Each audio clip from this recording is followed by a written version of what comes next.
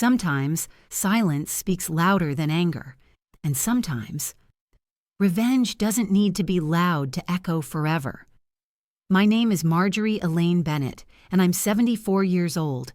I've raised 3 children, lost 1 good man to cancer, buried both of my parents, and lived long enough to see the world change more than once.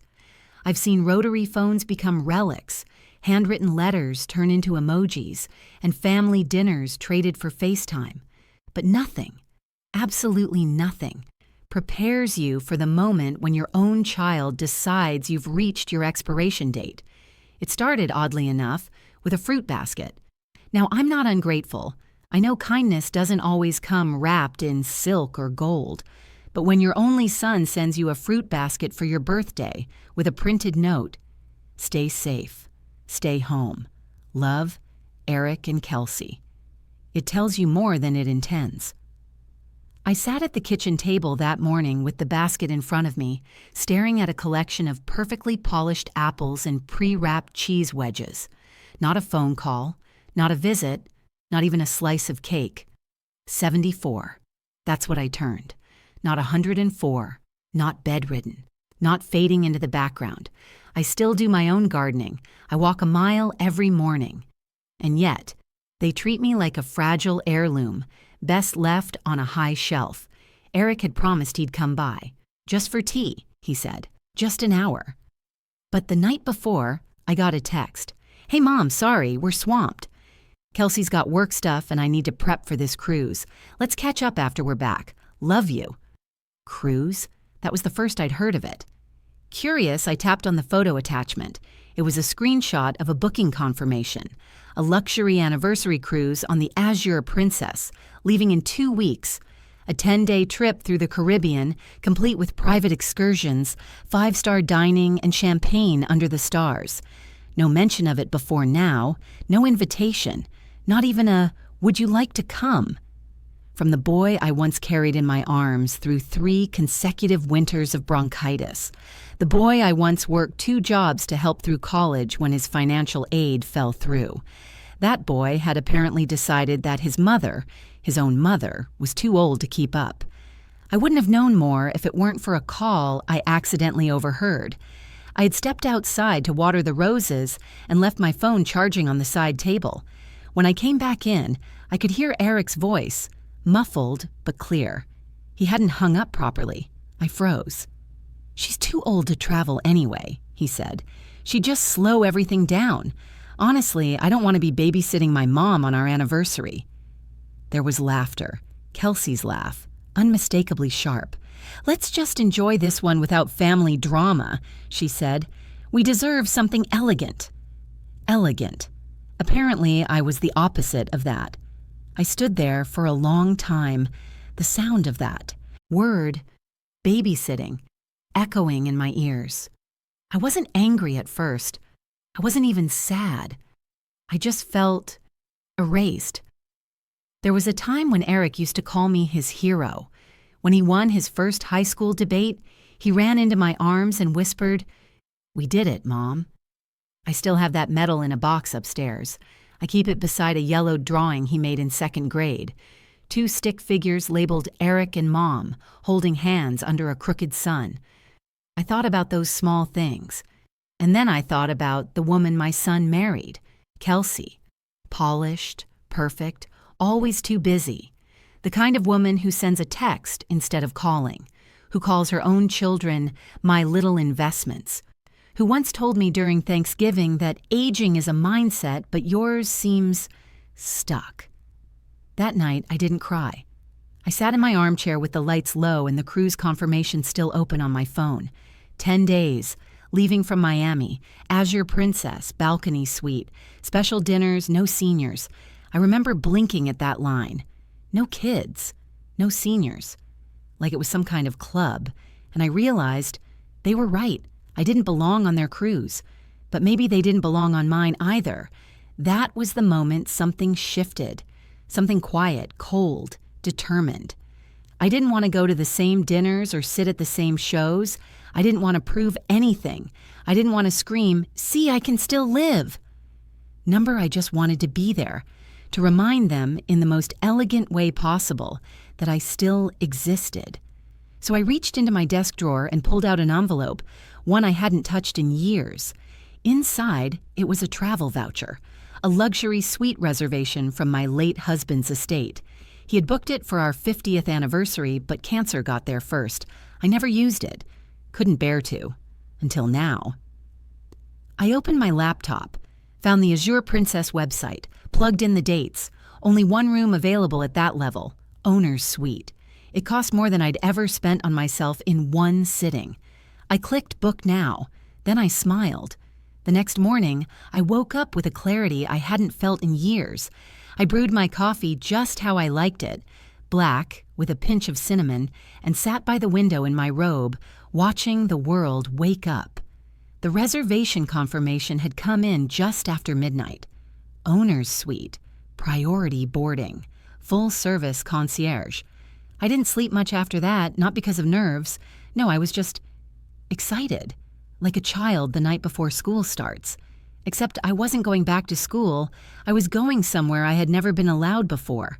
I kept my plans to myself, not out of spite, out of preservation.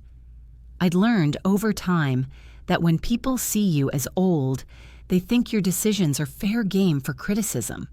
Are you sure you can handle the heat, Marjorie?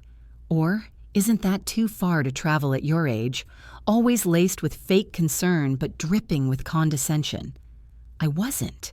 About to let them poke holes in something I'd waited a lifetime to do. I took out a notepad and began writing a packing list.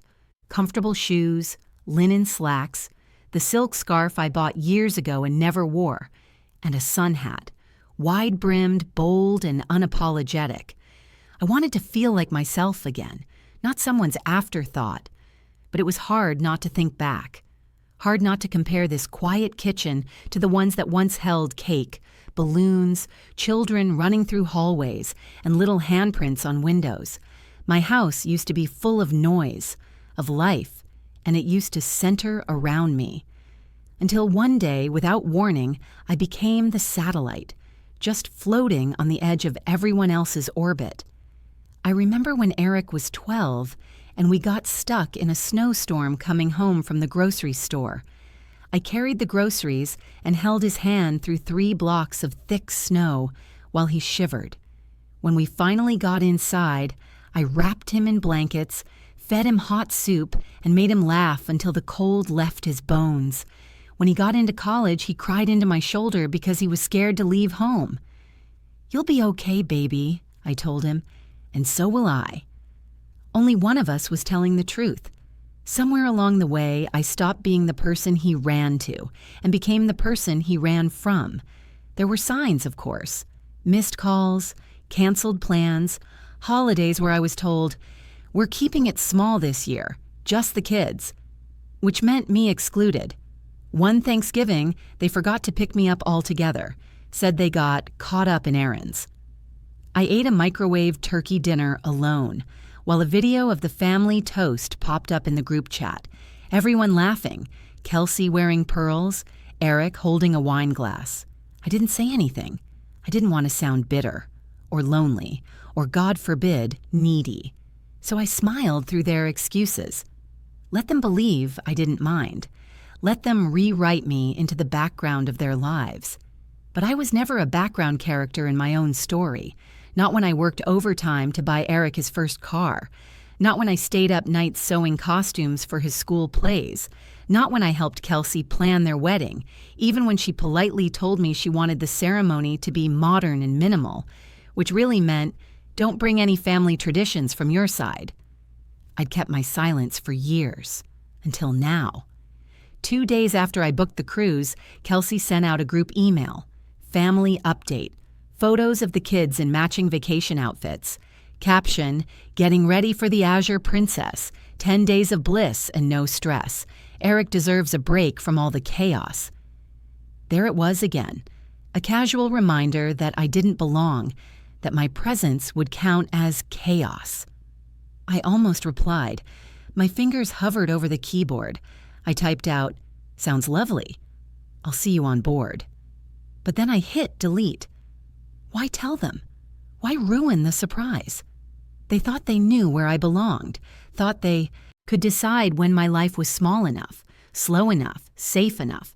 But I still had stories left in me. I still had oceans to see, and I still had one trick up my sleeve, one my late husband, God rest his soul, would have applauded. The travel voucher he left me was no ordinary gift. It was tied to a long-forgotten investment in the cruise line itself. He'd bought it before he passed, said one day I'd need a reminder that I was still living. And because of it, I wasn't just a passenger. I was listed as a legacy owner, which meant the owner's suite was mine without question, even in peak season. Funny how people spend their lives assuming you're done. Washed up. A ghost trailing behind. But ghosts know how to haunt the right places. And I plan to make my entrance quietly, but permanently. Let them drink champagne under the stars. I'd already chosen my gown for the gala night. A few days after I booked the cruise, I invited my oldest friend, Dorothy, over for tea. She's the kind of friend who never asks too many questions, but always seems to know when something's shifting under your skin. We've been friends since we were both teachers, back when I wore pencil skirts and she smoked menthols behind the teacher's lounge. We sat in the garden with our mugs and a plate of lemon cookies between us. The hydrangeas were in full bloom, and the breeze was gentle.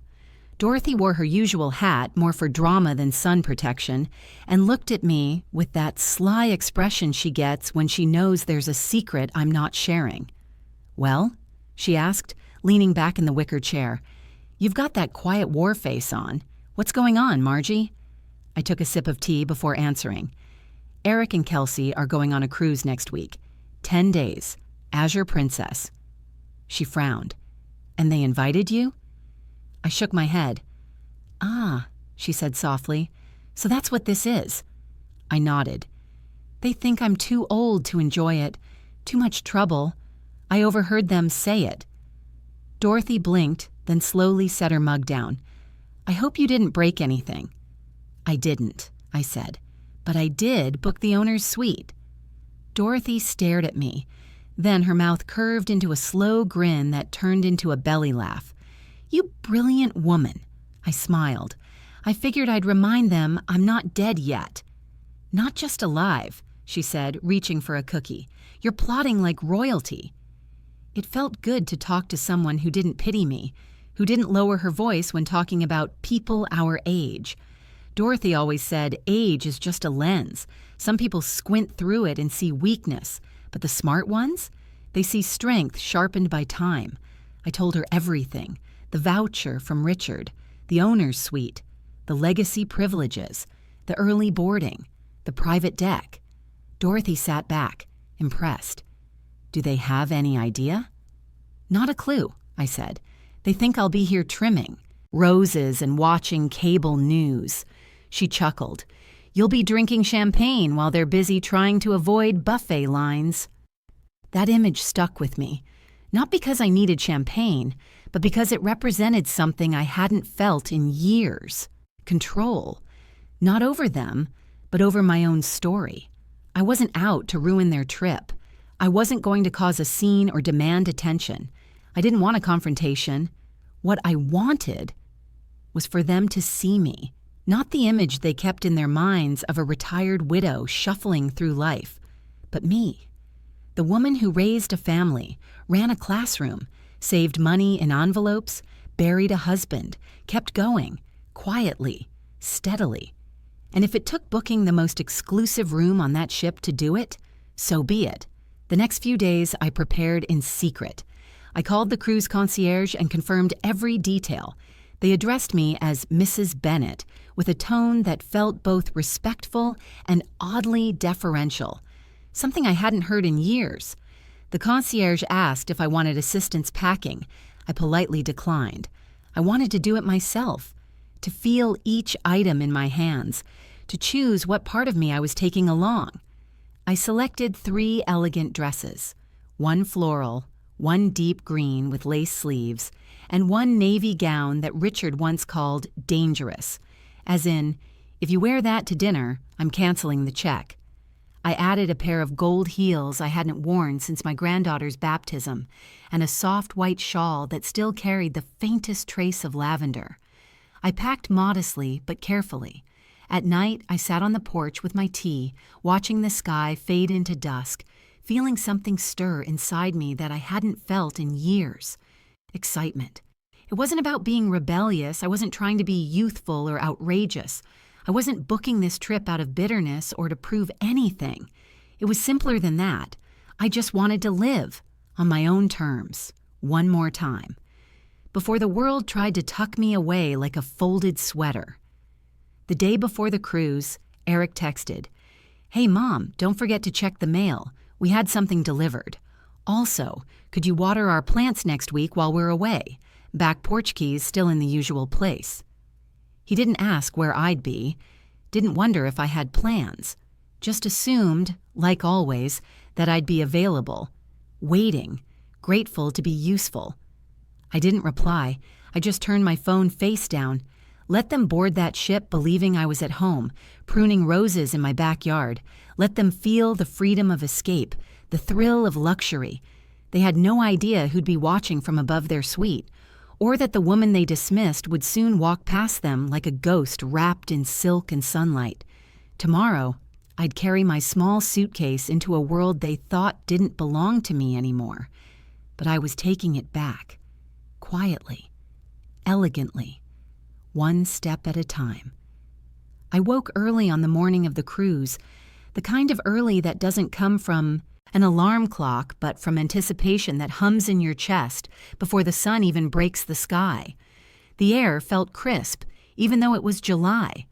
My suitcase sat by the front door, packed with everything I needed, and more importantly, everything I didn't tell them I had.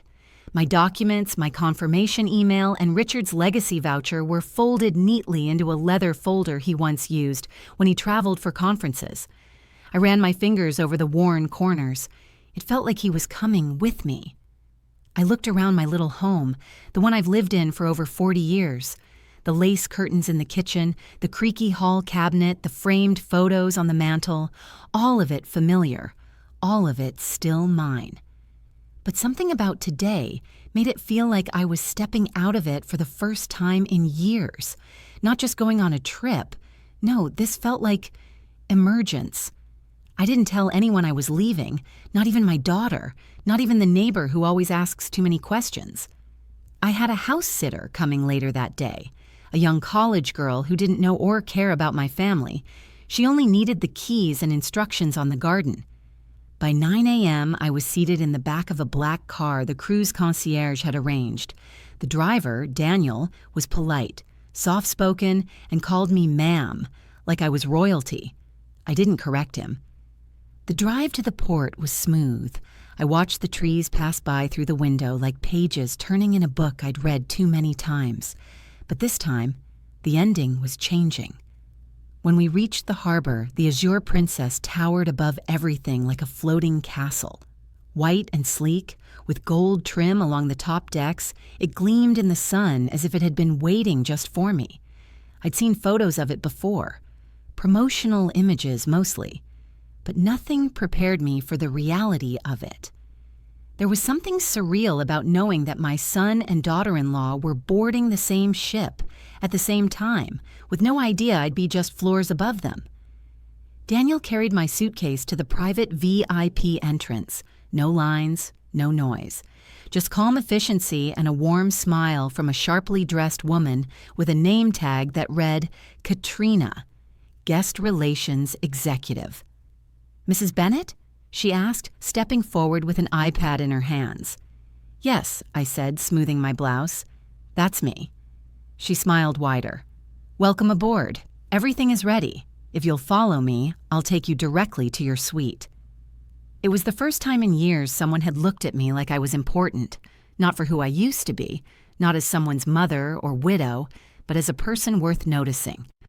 The walk through the VIP hallways felt like a dream. Glass walls, polished marble floors, attendants who greeted me by name.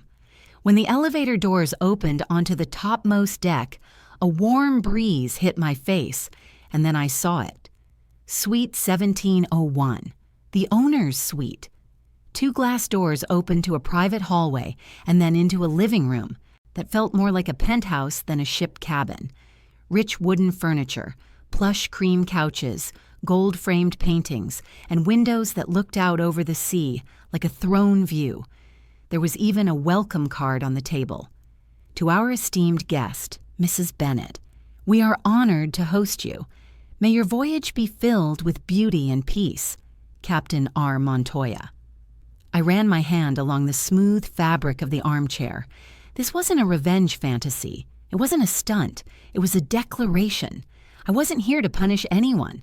I was here because I belonged. While the concierge gave me a tour of the suite and explained the services available, private dining, on-call steward, spa access, early reservations, I heard the familiar hum of boarding announcements through the intercom. Eric and Kelsey would be arriving now, likely arguing over their luggage, probably snapping selfies at the harbor terminal. I imagined them walking through the bustling main entrance, full of people and long lines. Meanwhile, I was already on the deck above, sipping cucumber water handed to me on a silver tray. I changed into a light linen blouse, tucked a silk scarf gently around my neck, and stepped out onto my private balcony. From where I stood, I could see people boarding below, tiny figures moving through security checks, dragging roller bags and fussing with boarding passes. I leaned on the railing and breathed in the scent of the sea. I didn't see them right away. But then, there she was. Kelsey, her hair perfectly curled, white sundress flowing, sunglasses perched high on her nose. She was filming something on her phone, likely an Instagram story, panning the ship behind her. I didn't move. Then Eric appeared beside her, holding 2 coffees and looking slightly sunburnt already. He handed her one and smiled. I watched them for a moment, not out of bitterness, but because I wanted to remember how easy it had become for them to forget me. I stepped back from the balcony before they could look up. Let them board. Let them feel the freedom they thought they'd earned. They had no idea, and that was the best part. There's a kind of power in knowing something no one else does. As I walked the upper deck that afternoon, the breeze lifting strands of my hair, I felt it settle into my bones. Not the kind of power that shouts, but the kind that watches, waits, and smiles. I wasn't hunting for them. I truly wasn't. But the ship wasn't that big when it came to coincidence. It was only a matter of time before we crossed paths. It happened on day 2, just after breakfast. I had just returned from a spa appointment, a facial and a warm stone neck massage that left me walking taller than I had in years. My concierge, a kind young man named Luis, insisted I stop by the private solarium deck. It was quiet, exclusive, reserved for owner's guests. He brought me a small glass of elderflower lemonade, chilled just right. I walked through the glass doors, soft, music in the background, the sea stretching endlessly beyond the rails. There were only 3 other guests lounging in plush white chairs, 2 older gentlemen reading books, and a younger woman scrolling on her phone. I was halfway across the deck when I heard the sliding doors open behind me, heels, and laughter. The kind of laughter I'd heard 1,000 times, tight, practiced, and performative. Kelsey. She stepped into the solarium like it belonged to her. She wore a champagne-colored one-piece swimsuit, oversized sunglasses, and a silk cover-up that fluttered as she walked. She was mid-sentence, something about how their cabin wasn't exactly the photos, but she trailed off the moment she looked up and saw me. Her whole body froze. I turned slowly, deliberately, met her eyes. She blinked, stumbled a step, and pulled off her sunglasses like she needed to confirm I was real. I sipped my lemonade and nodded politely.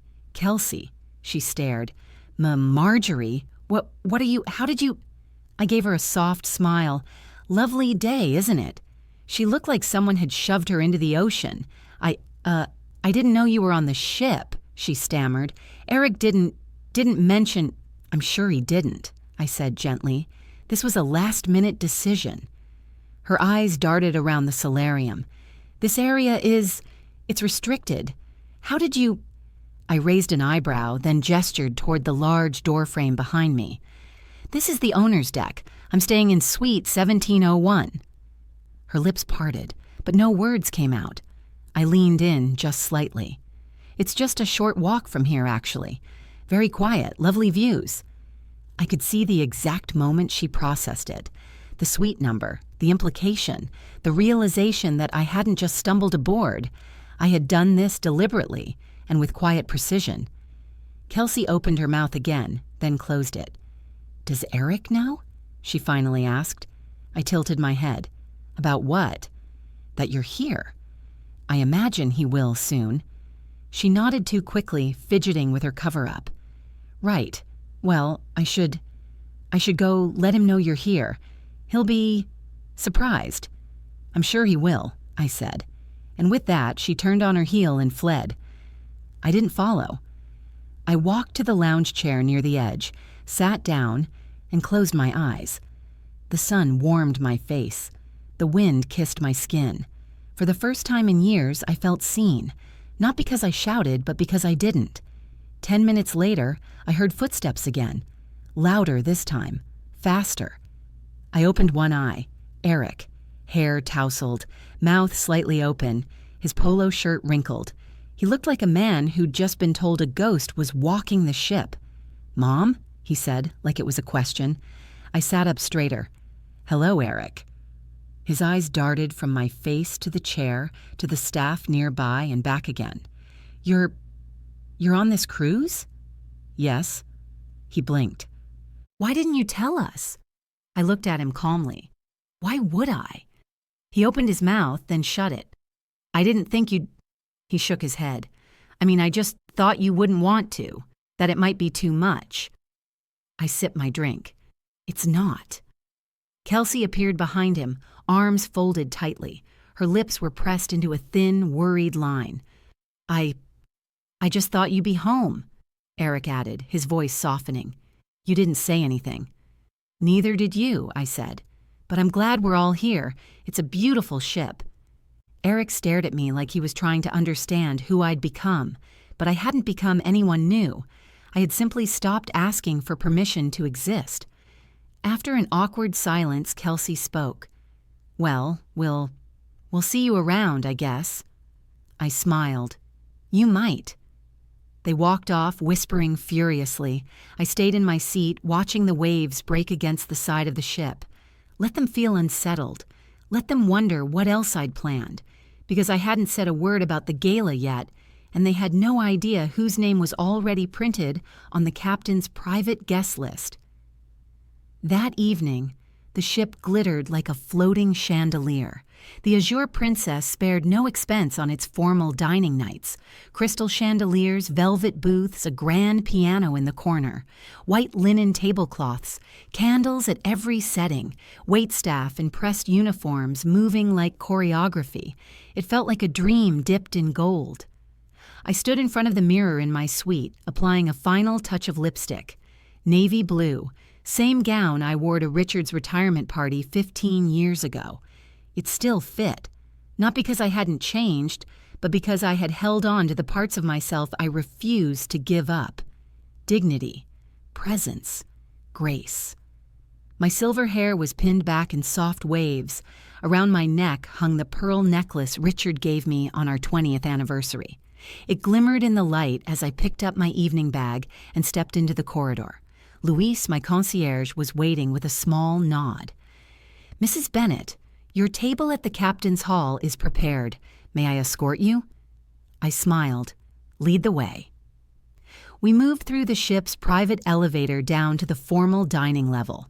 Staff parted as we passed, offering warm smiles, a few even whispering my name as we walked by. As we approached the entrance, I saw Eric and Kelsey standing at the maitre d's podium, looking mildly agitated. "She said we requested a window seat," Kelsey was saying, her tone tight. "Not by the kitchen." The maitre d' nodded sympathetically. "I'm afraid our premier tables are reserved for legacy guests or those specifically invited to the captain's hall." "That's us," Kelsey insisted. But then Luis cleared his throat, and the maitre d's face brightened. "Ah, Mrs. Bennett, right this way."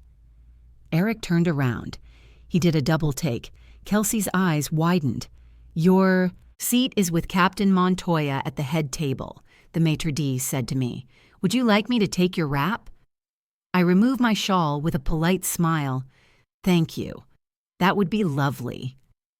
As I was led past them, I paused for just a moment, not long enough to be dramatic, just long enough for it to register. "I believe they're dining on the west side of the hall," I said softly to the maitre d'. "Be sure they get a good view of the musicians. It's such a lovely quartet." Kelsey's jaw tensed. Eric looked like he was going to say something but stopped himself. I continued on to the captain's hall. A long mahogany table sat under soft golden light. There were only 10 seats, each filled by someone carefully selected, an ambassador's wife, a novelist from France, an opera singer from Milan, and me. Captain Montoya stood when I approached, a tall man in his 50s with salt and pepper hair and a voice like silk. "Ah, Mrs. Bennet," he said, pulling out my chair. "We've been looking forward to meeting you. Richard spoke so highly of you in his final correspondence." My breath caught for a moment, but I smiled. "Thank you, Captain.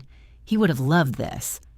Throughout dinner, I laughed, shared stories, answered questions about my career and education, and even gave a brief toast when prompted. "To second chances," I said, raising my glass, "and to not asking permission to live." Polite applause followed. The captain touched his glass to mine. Meanwhile, in the distance, I spotted Eric and Kelsey at their table, well within sight, though clearly not within the same social orbit. Kelsey was frowning at her wine glass. Eric stared down at his plate. Every now and then, they glanced over. I didn't wave. I didn't gloat. I simply existed, in full bloom, right in front of the people who thought I had nothing left to offer the world. After dessert, as I walked out of the hall, Kelsey intercepted me near the lobby fountain. "I just want to know," she said, voice brittle, "why you're doing this." "Doing what?" "All this. The suite, the dinners, the show." I tilted my head. "Kelsey, I'm just enjoying my vacation." She lowered her voice. "You're trying to make us look bad." "No," I said, folding my hands neatly in front of me. "You did that all on your own." She stared at me. I added, "You assumed I wouldn't show up, that I wouldn't fit in, that I wouldn't be welcome." "Because we were trying to protect you," she blurted. "We thought it would be exhausting for you." "Funny," I replied. "I don't feel tired at all." At that, she turned and stormed off, heels clicking against the tile like punctuation marks in a tantrum. I walked back to my suite alone, but it didn't feel like loneliness. It felt like arrival. Not just to a destination, but to a truth I'd long forgotten. I was never the one who needed to catch up. They were the ones who had fallen behind. It didn't take long for the whispers to start. By the third day, word had spread among the upper deck guests that the woman in the owner's suite was somehow connected to the young couple, 2 floors below, who had booked a standard balcony room. It wasn't gossip. It was curiosity.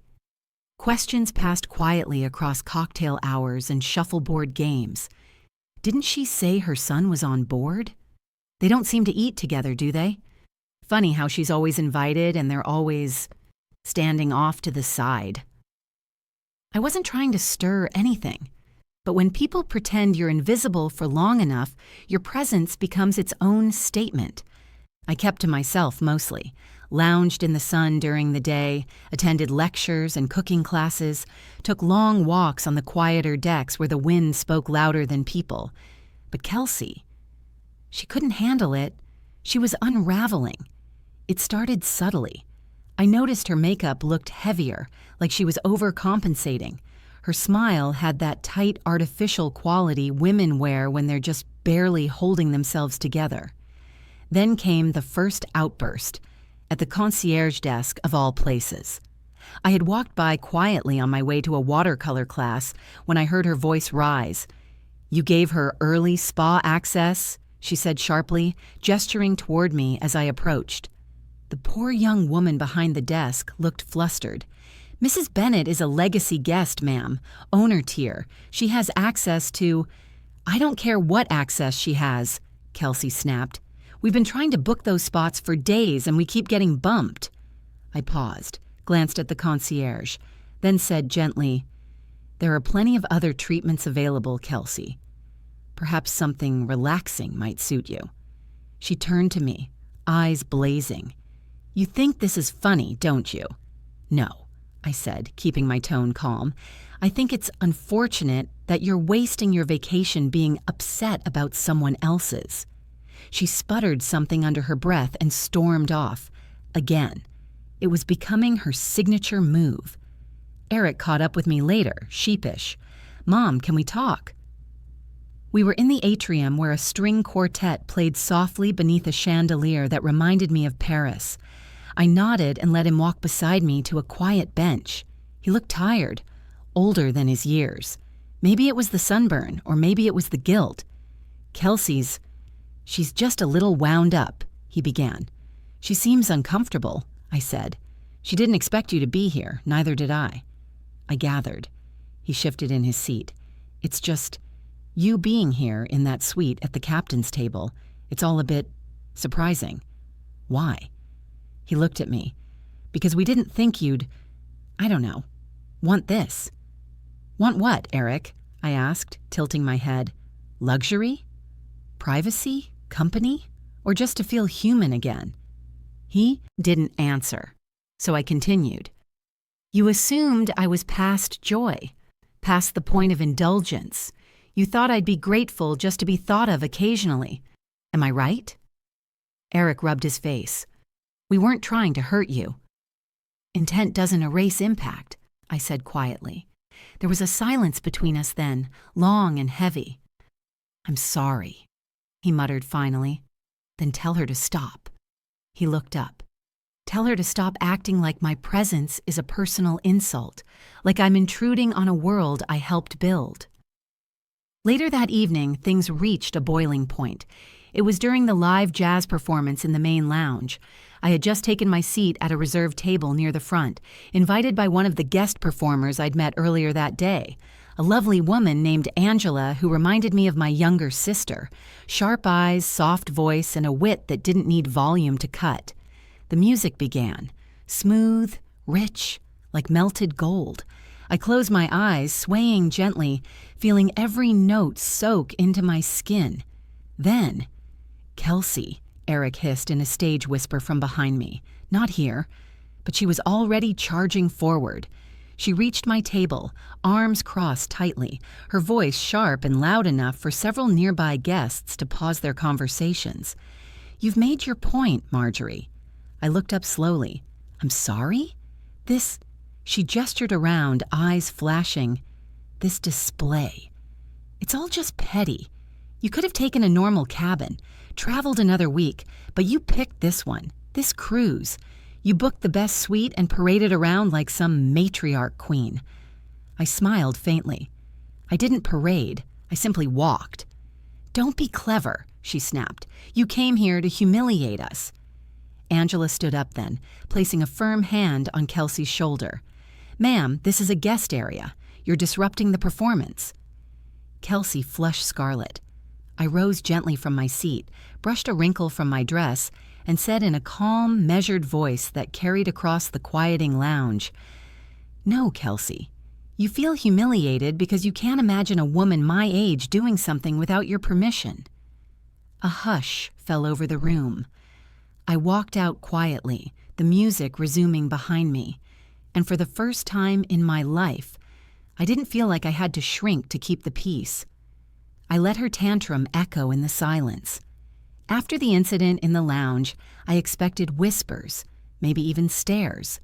I assumed people might see me as a meddlesome old woman who had stirred up drama on a luxury cruise. But the next morning, something strange happened. As I stepped onto the early deck yoga class, more of a stretching circle for those of us with knees that don't bend like they used to, a woman tapped my shoulder. You were magnificent last night, she said, offering a kind smile. Honestly, I've never seen someone handle cruelty with such poise. I blinked. Oh, that wasn't... But she waved me off. You don't have to explain. Some people spend so much energy pretending to be refined. You reminded us what real grace looks like. Her name was Linda, 71, widowed, used to teach high school math. We fell into easy conversation as we folded ourselves slowly into the day's first stretch. Later that afternoon, in the solarium, a gentleman from Colorado, Frank, retired police sergeant, handed me a lemonade and said, "We've been rooting for you. That daughter-in-law of yours? She's got a snake's tongue and a baby's sense of consequence." I chuckled. "She's just young and afraid of looking small." "Then maybe she shouldn't try to step over mountains," he said, lifting his glass. "It turns out people notice more than you think, especially on a ship where the sea forces you to look inward just as much as outward." And what they'd noticed wasn't just the family drama. They noticed how I carried myself, quiet, polite, present. Not once had I raised my voice. Not once had I taken the bait. But what touched me most was something that happened 2 nights later. There was a poetry reading in the forward lounge, a small event, dimly lit, mostly retirees and the occasional romantic couple who wandered in, curious. I'd brought my tea and sat alone, just enjoying the hush of the crowd. The ship's entertainment director, a young woman named Naomi, stood at the front and said, "Before we begin tonight's scheduled readings, we have a request. A guest aboard this ship asked if she could share a poem her late husband once wrote to her. We thought that was a beautiful idea." My breath caught. They motioned to me. I hadn't requested it. Someone else had. Angela, the jazz singer, smiled from the back of the room and gave me a little nod. I stood slowly, walked to the small podium, and unfolded the yellowed slip of paper I'd carried in my handbag since Richard passed. It wasn't long. Just a few lines he scribbled on a napkin once during a road trip. Her laugh was my compass, her silence my sky. She carried the world and never asked why. The room was still when I finished, and then gentle, genuine applause. People came up afterward, not out of politeness, but out of connection. Some shared stories of their spouses. Some simply held my hand for a moment. There was no pretense, no pity. They didn't see me as someone past her prime. They saw me. Eric and Kelsey, on the other hand, were nowhere in sight. I found out later from the concierge that they had tried, unsuccessfully, to request upgrades to a higher deck. After Kelsey's lounge outburst, they were politely but firmly declined further accommodation changes. The staff, it seemed, had drawn their own conclusions about decorum, and mine. The head stewardess, Marta, began checking in on me personally. She brought me tea in the morning, asked if I needed a fresh book from the ship's library, even invited me to a behind-the-scenes crew luncheon where guests weren't typically allowed. "You remind me of my mother," she said, brushing her curly bangs from her eyes. "Strong, steady, kind. She passed last year." I placed my hand over hers. "Then I'm honored." It wasn't about popularity. I wasn't collecting attention, but I was collecting something else, recognition. Not for what I'd done, but for who I still was. At dinner one evening, I saw Eric sitting alone at the far end of the restaurant. Kelsey wasn't with him. His shoulders were slouched, his plate barely touched. Our eyes met across the room. He didn't wave, but he didn't look away either. He just sat there, blinking, as if seeing me for the first time in decades. And I, surrounded by people who had welcomed me without history, without expectation, I lifted my glass quietly in his direction. I didn't need applause. I had peace. The evening of the mid-cruise gala arrived like a soft crescendo, elegant and slow, but undeniably powerful. It was the ship's most formal night, the one that called for gowns and gloves, black tuxedos and polished shoes. The ballroom glimmered with gold lights strung along the ceiling like constellations. Tables dressed in ivory linen, centerpieces of roses and calla lilies floated in crystal bowls. Live violins filled the air like silk. I had been to galas before, fundraisers, weddings, banquets, always on the edges, smiling politely, clapping at the right moments. But this one felt different. Not because it was grander, but because I wasn't just an attendee, I was invited. 3 days earlier, a handwritten note had arrived at my suite, sealed in blue wax. Mrs. Bennet, it would be my honor to have you join me as a guest of distinction at the captain's table during our gala night. Your presence aboard has not gone unnoticed, and I would be privileged to raise a glass in your company. Captain R. Montoya. I sat with that letter in my lap for 20 minutes before I could breathe properly. That night, I wore the gown I had been saving for someday. A deep plum silk dress with long sleeves, a soft V-neck, and a subtle shimmer that caught the light without begging for it. I wore my best earrings, amethysts that used to belong to Richard's mother, and a gold clutch I hadn't touched since his retirement party. Louise escorted me down the central staircase of the ballroom as the string quartet swelled. Guests turned. Some smiled, some simply looked in quiet appreciation. No one rushed me. No one hurried me along. I was treated as if I belonged, because I did. Captain Montoya stood to greet me at the long, elevated table at the front of the room. He kissed my hand like a gentleman from another time. "Mrs. Bennet," he said warmly, "you look absolutely radiant." "You're very kind," I replied, taking my seat beside him. To my right sat Angela, the jazz singer, glowing in emerald satin. To my left, a retired judge from New York who leaned over and said, "My wife would have loved your poem. She used to write them on napkins, too." The evening passed like a dream. Dishes of seafood risotto, champagne flutes that refilled themselves, laughter in every corner, conversations full of life, not gossip or small talk, but real talk, about books, travel, loss, and everything in between. And then came the toast. Captain Montoya stood. The room quieted instantly. "I'd like to raise a glass," he began, lifting his flute, "to the quiet travelers, the ones who board with little fanfare but leave the greatest impact." His eyes swept the room and then landed directly on me. Tonight, I toast a guest whose presence has reminded us all that elegance has no age, that grace once earned never fades, and that sometimes the strongest voices are the ones that don't need to shout. My breath hitched. "To Mrs. Marjorie Bennet," he said. The room stood, a sea of raised glasses. "To Marjorie," they echoed. I stood slowly, blinking back emotion. I had not expected this. Not applause, not admiration, not a room full of strangers to see me more clearly than my own son had in years. Captain Montoya leaned toward me. "I hope you don't mind the spotlight." I laughed softly. I spent most of my life dimming mine. It feels good to let it shine. I glanced toward the back of the room, where I knew Eric and Kelsey had been seated, politely distanced, I imagined, by the ship's very diplomatic event manager. And there they were. Kelsey was frozen, mid-sip of her wine. Eric, my son, stood like everyone else, but his glass trembled in his hand. He didn't smile, but he didn't sit. He watched, as if trying to reconcile the woman he saw now with the version of me he'd filed away somewhere between retired and replaced. I didn't gloat. I didn't smirk. I simply nodded once. And in that moment, I felt something release in me. Not spite or anger, but the burden of being overlooked. I wasn't an accessory. I wasn't a burden.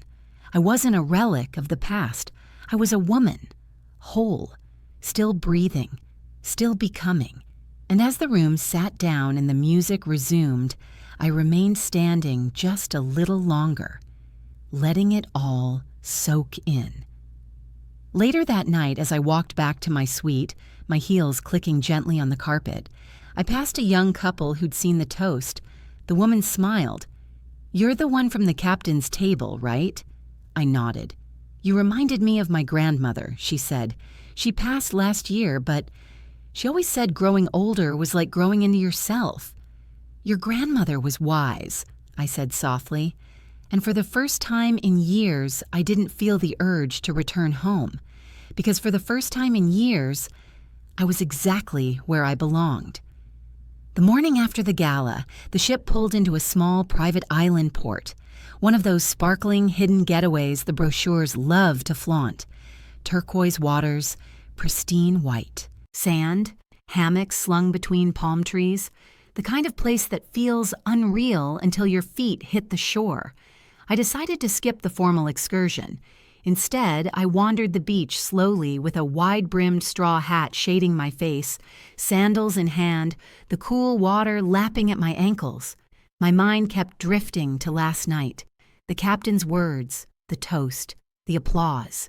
It wasn't pride I felt, it was clarity.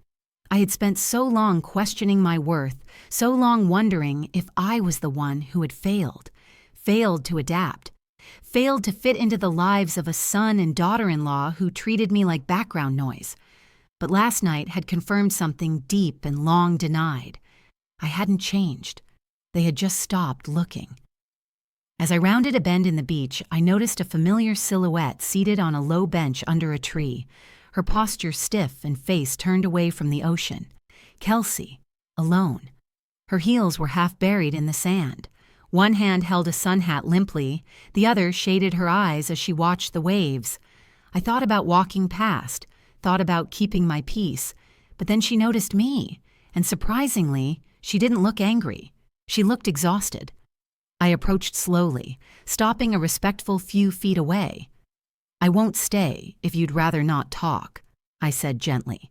She looked up, startled. "No, actually, Can I say something?" I nodded. She gestured to the bench. I sat.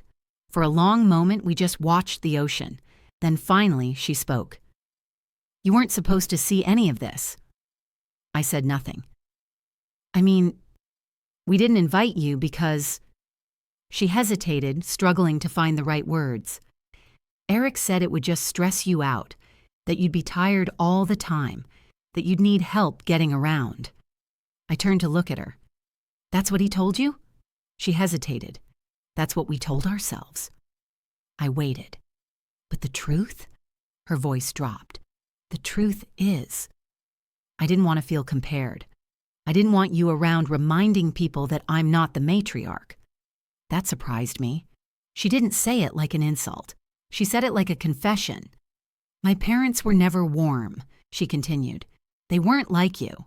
They didn't host dinners or sew Halloween costumes or take interest in my life beyond performance. And when I married Eric, I felt like I had to compete with this version of you he always talked about." She glanced at me sideways.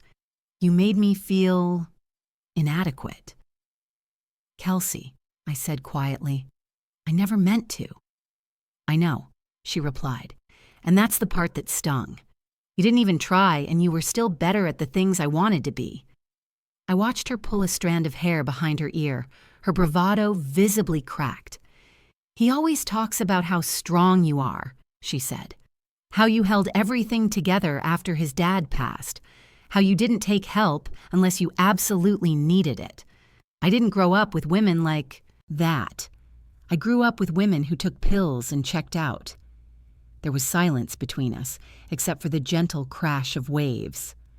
"I resented you for how easy it seemed," she whispered. I took a long breath. It wasn't easy. It never was. But I never had the option of falling apart. She looked down. "And then," she added bitterly, "you show up here, in that suite, with the captain's invitation, with half the ship wanting to drink champagne with you, and I just snapped." Her voice trembled. "I thought I had won. I thought I finally had something that was ours, me and Eric. No competition, just space. And then you showed up." I studied her face. It wasn't cruel now. It was lost. "I didn't come to compete, Kelsey," I said. "I came because I'm tired of being erased." Tears pooled in her eyes, but she blinked them away quickly, the way someone does when they're not used to being seen while vulnerable. After a pause, she asked, "Why didn't you say anything? Before the trip? After the hurtful things?" I smiled faintly, because sometimes words don't land, but presence does. She nodded slowly. "I'm sorry," she whispered, "truly." "I believe you," I said. And I did. I didn't expect a hug or a transformation. I didn't expect her to run back to Eric and tell him everything she'd said, but I also didn't need that. I had already won, not through revenge, but through the quiet, undeniable fact that I had outgrown their limitations of me. I stood and dusted the sand from my dress.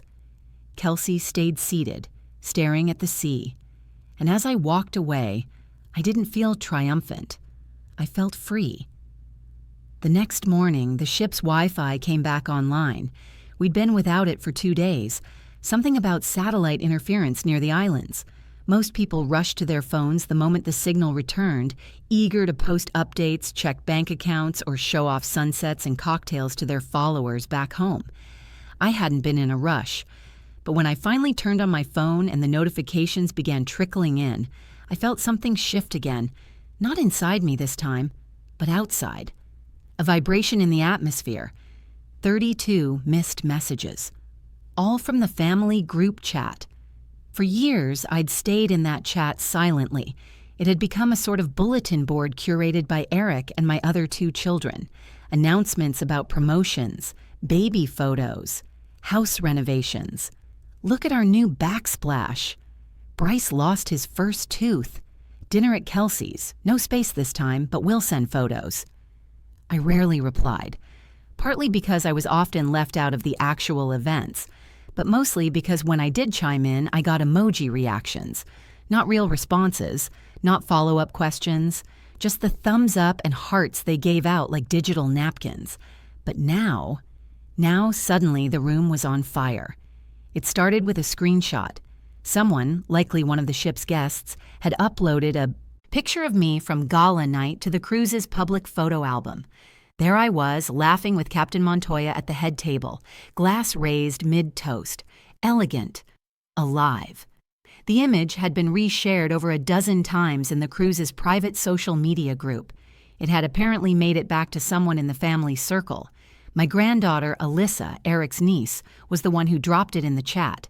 Alyssa, 19. Can someone explain why Grandma's on a yacht in a ball gown looking like a movie star? Then came Jamie, my daughter. Wait, Mom's on a cruise. I thought she was home. Eric?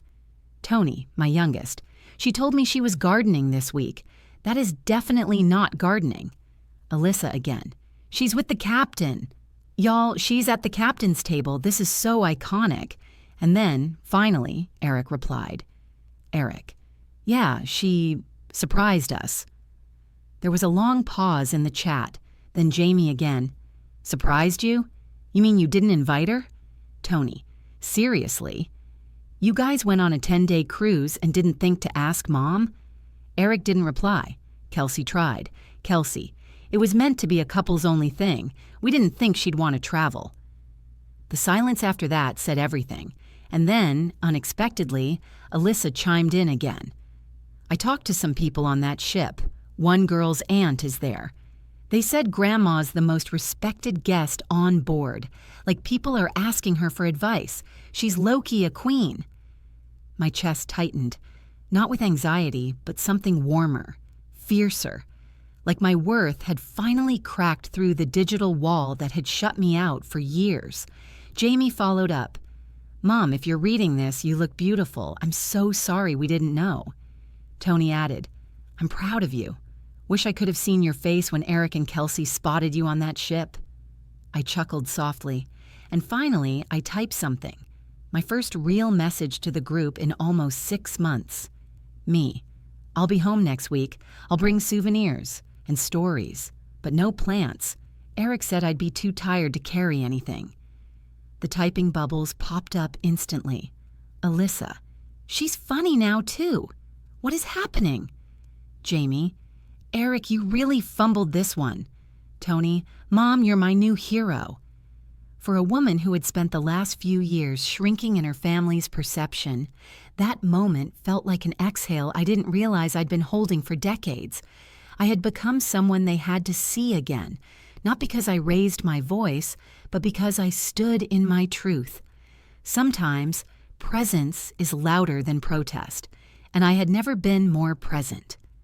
That evening, while walking back to my suite, I passed Eric in the corridor. He was alone, He looked tired. When our eyes met, he gave a quiet nod, a silent acknowledgement.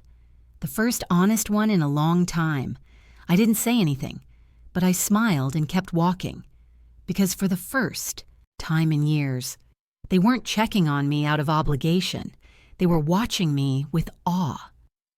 The final night aboard the Azure Princess arrived like a quiet curtain fall. No fanfare, just the steady hum of suitcases being packed, farewell dinner menus being handed out, and passengers exchanging email addresses they'd never actually use. I had spent most of the day alone, not because I was lonely, but because I wanted to savor it. I wandered the promenade deck slowly, watching the sky fade into gold, letting the wind pull at my shawl. I paused to sit beneath one of the massive sails and simply listened. The ocean has a way of reminding you how small your worries are. That night, I skipped the main dining hall. Instead, I ordered dinner to the suite, one final meal overlooking the sea, grilled salmon, roasted vegetables, and a single glass of white wine. As I ate, I watched the horizon disappear into night, stars beginning to flicker one by one like slow applause. And then I did something I hadn't done in years. I wrote a letter. I didn't write it to be dramatic or to shame anyone. I wrote it the way I used to journal, plain and clear, for myself as much as for them. It wasn't long, just enough to be remembered without being resented. I slipped it into an envelope and wrote their cabin number across the front in clean block letters, 5417. Before midnight, I walked the length of the ship, past the late-night lounge where couples danced slow under string lights, past the gift shop already closed, and finally to their hallway, Suite 5417. I stood there a moment. The hallway was empty, quiet. I could hear only the distant shuffle of room service carts and the faint rhythm of footsteps above. Then I slid the envelope under the door and walked away, back to my suite, back to sleep, back to peace. I don't know exactly when they found it. I don't know what they felt when they read it, but I do know what I wrote. And for the first time, I'd like to share it. Dear Eric and Kelsey, I want you to know I'm not angry. Disappointed? Yes. Hurt? Of course. But anger? No. Anger fades too fast to hold a shape. I came on this cruise not to confront you, but to find myself again. I've spent too many years living in the quiet corners of other people's lives, smiling from the edge, waiting for a place at the table. You made me feel small without ever saying the words. And perhaps you didn't mean to. Perhaps it was convenience, or ignorance, or fear. But I'm not small. I've been through wars, inside and outside of myself, and I am still standing. What you saw on this cruise wasn't revenge, it was resurrection. I don't need an apology. I don't even need an invitation. I just needed to remember that I never required your permission to live fully. When you told me to stay home because I was too old, you didn't realize the gift you gave me, a reason to prove that I wasn't done yet. So thank you for underestimating me. It reminded me who I was, Mom. I never asked them about the letter. They never brought it up. But the next morning, something changed. As I waited in the VIP disembarkation lounge, a soft knock came at the glass door. Eric. He wasn't wearing his usual cocky grin. He wasn't posturing. He just looked still. He stepped inside slowly, holding a single envelope of his own. He didn't hand it to me, just placed it on the coffee table and said, "You don't have to read it now, or ever, but it's real." I nodded once.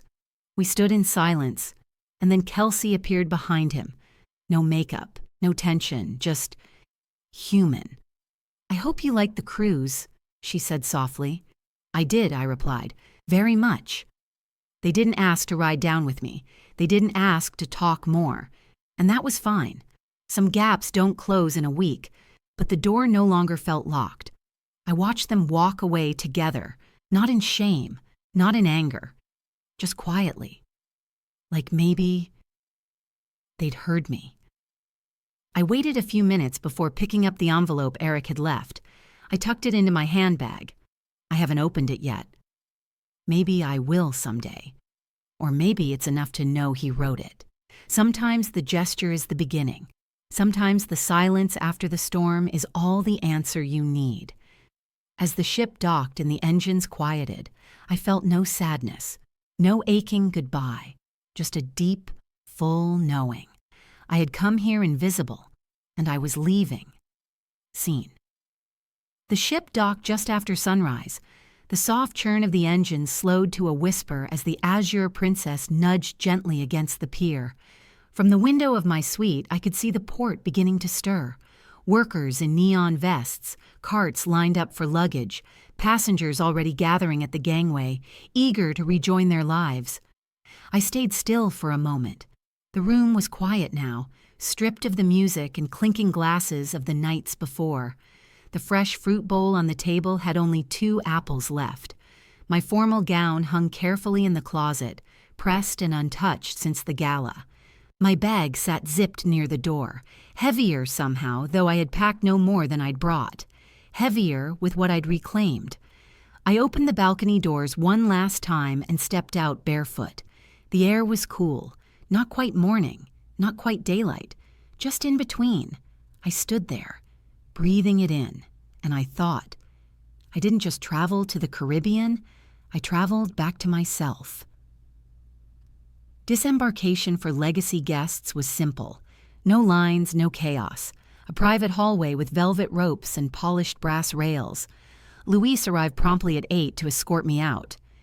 "You made quite an impression this week, Mrs. Bennet," he said kindly, wheeling my small suitcase beside me. "I didn't mean to," I replied, "but I'm not sorry for it." He smiled. "Neither are we." As we moved through the private corridor, I passed a few of the guests I'd met during the week. Frank gave me a thumbs up. Angela mouthed, "Stay in touch." Linda blew a kiss. At the base of the gangway, I paused. Eric and Kelsey stood a few yards ahead, waiting for their luggage. They didn't see me at first, but then Kelsey turned. She didn't flinch. She offered a small nod. And then Eric turned too. He didn't wave, but he didn't look away either. His eyes held mine for a beat longer than expected. I gave them both a quiet, respectful nod, then turned to walk down the gangway and into the sun. I didn't feel triumphant. I didn't feel smug. I just felt whole. Outside the port, a car waited for me, arranged by the cruise concierge, of course. A black sedan with tinted windows and a quiet driver named Celia, who offered me a water bottle and a warm cloth for my hands. As we pulled onto the highway, I reached into my bag and pulled out the envelope Eric had left. I ran my finger across the crease, but I still didn't open it. Not yet. Some things take time, and I was in no rush. Instead, I pulled out a small leather notebook I had started during the cruise, half filled with notes, sketches, and ideas. At the top of the next blank page, I wrote, "Next trip, Paris, stay in Montmartre, eat too many croissants, send no apologies." Because this wasn't the end. This was a beginning. For too long, I had waited for permission to matter again. Waited for the phone to ring.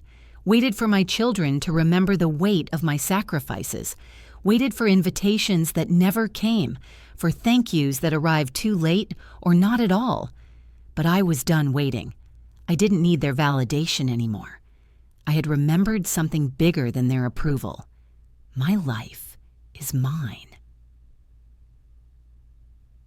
A week later, back at home, I unpacked slowly, folded things with care, hung the dress I wore to the gala in the back of my closet, not to hide it, but to save it for another night, another spark, another version of me still waiting. I placed a framed photo from the cruise, a candid one snapped by the concierge, on my mantel. It was me on the balcony of the owner's suite, arms stretched slightly out, hair caught in the wind, eyes closed, a smile that looked nothing like the one I used to wear. It looked like freedom. Later that evening, my daughter Jamie called. So did Tony, even Alyssa. For the first time in months, maybe years, their questions weren't about what I could do for them. They asked what I was doing next, and I told them. without hesitation. I think I'll go to Paris in the fall, maybe stay a while, maybe take up painting again. There was a pause. Then Jamie said, "You should, Mom. You deserve it." That night, I slept with the balcony door cracked open, the wind breathing through the lace curtains. I didn't feel old. I didn't feel forgotten. I felt beginning, and beginning is a beautiful place to be.